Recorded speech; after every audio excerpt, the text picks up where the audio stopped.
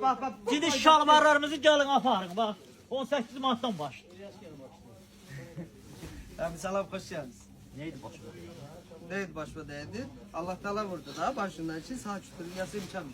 Buna bak, buralara bak, buralara Allah'a bak. kurban. Ha? Allah'a kurban. Yarın Ekspres'ten 18 cini şalvarımızın qiyməti 18 manatdan başlayır. Yarın aparın. Alın.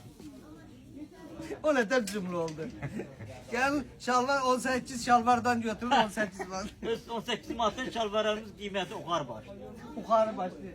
Buralar da yukarı, yukarı. 11 manata koymuşam. Buna bak bahalı malları Allah'a şükür. Düzdür sevme derim ama başımıza hava gelirse onu da bilirsiniz. Bak. Görsen bu tür bahalı 30 mallar. manat qımallı qoymuş 11 manat. Neçə? 30 manat qımallar 11 He manat. Allah'a. Ziyanla. Bunlar da ziyan verir. Dedi şalvarın da qiyməti 18 manatdan başlayır. Gəlin alın. Bunların yumru boğazı, nem kısa boğazı, ne bileyim düğmelisi hamısı da var. Gəlin alın aparın. Gözləyirik sağ olun.